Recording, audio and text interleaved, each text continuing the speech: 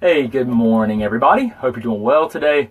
Dr. Shook here, and as you can see, I am in the sauna, and I'm just trying to get in a high-intensity cardiovascular workout. So I did interval training, I did sprints this morning, and then I'm in here in the sauna trying to detoxify, change my chemistry, probably hundreds of different ways, utilizing this hyperthermic or higher temperature conditioning, which you can learn all about. I've got tons of blog posts on sauna benefits and therapy. So guys, I wanted to do my best to answer a question for you guys that I commonly get. And just so you know, guys, the way I've got this phone set up is that it's actually just outside the door of the sauna. Because I'm not trying to live in the sauna with the this magnetic field and everything being put off by the cell phone. So it's actually outside of the door. I don't know if sometimes I lose signal, so we'll just see what happens, okay? Hey, good morning, Heather. Hope you're doing well. So I got this question, and I get this question a lot. I've got Hashimoto's, digestive problems. I'm not sleeping well. I can't lose weight. I just don't feel good. I don't feel like myself. What can I do to try and get my life back and get my health back? And so, excuse me, guys. I need to drink more water. One of the issues there becomes a lot of people want to know what to do first. What's my first step that I need to take? And actionable change that I need to make. The first change occurs here. The first change occurs in your mind and your perception and your decision to make a difference. Your decision to change, and why do you what motivates you to want to change your life to get your health back? It starts with a decision that you have to make, a conscious decision where you say, I want to be better, and I want to be better, and it needs to switch from want to I will be, to I am going to be better, I am going to be healthy, vibrant, I am going to be here for my children, for my family, for my community, for my aging parents, for my grandchildren. I am going to be everything that I've wanted throughout my life. It needs to go from I want to where that's what I want to do, to this thing that you say I am. You speak, you believe, you think that you are there. And you will become that. And I know that sounds kind of hokey, but you have to change your mental perception, and you have to say, this is what I am going to do.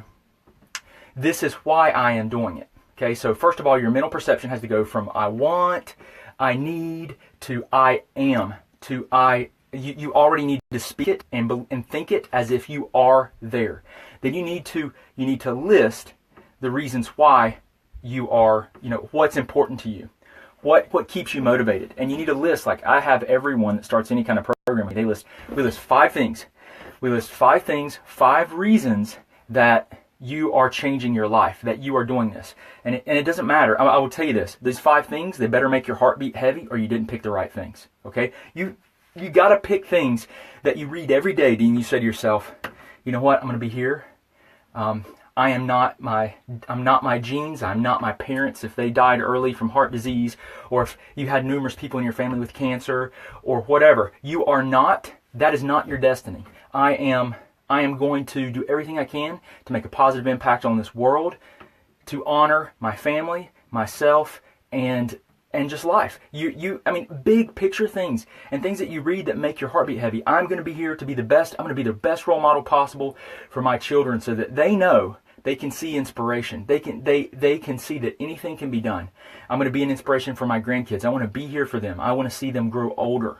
I want to see them, graduate from school, first job, first date. You have to speak, and you have to be very real with yourself. And if it doesn't make your heart beat heavy, you didn't pick the right thing. Do you understand? It's not what diet do I choose? What supplement do I take? It's no, what is my mindset first? First, you have to make the decision to go from I want to I am. Put your foot down and say, this is my time. No one will tell me who I am or what I can be. Nothing predefines me. I am what I say I am, and you work towards that. You put in, and then you've got your mindset. most important thing that is overlooked by far. You make the decision to be, then you implement the plan. Understand? Because if plans fail. They often do. But guess what you do when you say I am? You are unwavering in your decision to change, in your decision to be healthy. You are unwavering. You are determined. You are focused. So if you stay on that path of I am, no matter what modifications or changes you need to make to any plan that you're working, to anything that you're doing, you still have the mindset that it takes to change your life. That is such an important concept that, when I get this question, a lot of times I've had that question so many times, and more than once I've answered that with, well, you need to start with this diet. And then I saw patterns in practice, and I said, you know what? People need a switch to flip in their mind. They need unwavering determination, and they need to believe in themselves. So many of us have been torn down, and we've through different experiences, and our self-esteem is not there. Our belief in ourself is not there. That is where you have to have someone like me telling you that you can do anything that you want to do, no matter what happened in the past. That does not define you today. It does not define you today. Change your thought processes and make a decision and say, I am healthy. I do have amazing health. I am in the best physical shape of my life. I am mentally and spiritually healthy. Whatever, I am, a fantastic at anything that I do. I am, world class. And you speak that. You speak that, and you will become that. You stay on that path of mental focus, and that switch has to go off. Go from I want to be healthy. I need to be healthy for these people, where you feel desperate. You feel desperate. You feel weak. You do not feel empowered with I want, I need. You feel fear. I am is a place of confidence. Put your foot down, dig in. You are whatever you believe that you are. And as hokey as that may sound, it is a big difference that I've noticed in people that really get well. And even in,